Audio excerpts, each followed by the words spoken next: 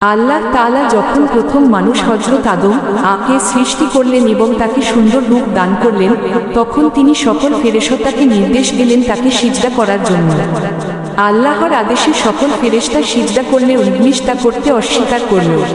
আল্লাহ ইবলিসকে জিজ্ঞেস করলেন, আমি যখন তোমাকে নির্দেশ দিলাম তখন কি সে তোমাকে সিজদা করতে বাধা দিল?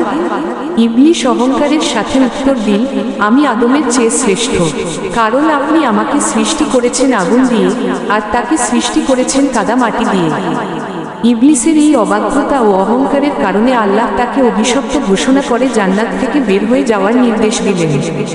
ইবলিস তখন কিয়ামত পর্যন্ত বেঁচে থাকার অবকাশ চাইল। আল্লাহ তাকে সেই সময় দিলেন। অবকাশ পেয়ে ইবলিস দম্ভ করে বলল যে সে কিয়ামত পর্যন্ত মানুষের সরল পথে বাধা হয়ে দাঁড়াবে এবং সম্মুখ, পেছনে, ডান ও বাম সব দিক থেকে তাদের ধোঁকা দেবে। এরপর আল্লাহ হযরত আদম ও তার সহধর্মিণীকে জান্নাতে বসবাসের অনুমতি দিলেন। তিনি তাদের বললেন, তোমরা জান্নাতের যেখানে ইচ্ছে যা খুশি আহার করো, কিন্তু এই নির্দিষ্ট গাছটির কাছে যেও না। যদি তোমরা সেখানে যাও তবে তোমরা জালিমদের অন্তর্ভুক্ত হবে। কিন্তু ইবলিস দমে থাকল না। সে আদম ও হাওয়াকে প্রলুব্ধ করতে লাগল। সে তাদের কানে কুমন্ত্রণা দিয়ে বলল, তোমাদের পালনকর্তা তোমাদের এই গাছের ফল খেতে নিষেধ করেছেন কেবল এই জন্য যে পাছে তোমরা ফেরেশতা হয়ে যাও কিংবা চিরকাল এখানে বসবাস করতে পারো। সে অত্যন্ত জোরালোভাবে শপথ করে নিজেকে তাদের শুভাকাঙ্ক্ষী হিসেবে দাবি করল। শয়তানের এই ধোঁকায় পড়ে তারা সেই গাছের ফল আস্বাদন করলেন।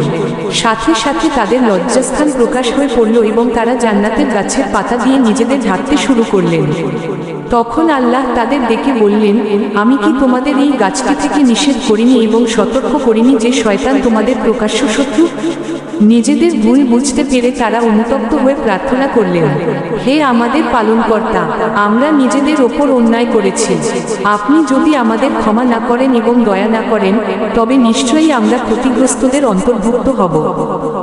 আল্লাহ তাদের তওবা কবুল করলেন, তবে নির্দিষ্ট সময়ের জন্য পৃথিবীতে গিয়ে বসবাসের নির্দেশ দিলেন।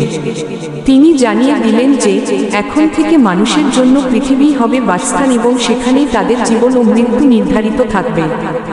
এই কাহিনীটি আমাদের শিক্ষা দেয় যে অহংকার পতনের মূল এবং শয়তানের প্ররোচনা থেকে বাঁচতে সর্বদা আল্লাহর কাছে আশ্রয় ও ক্ষমা প্রার্থনা করা জরুরি।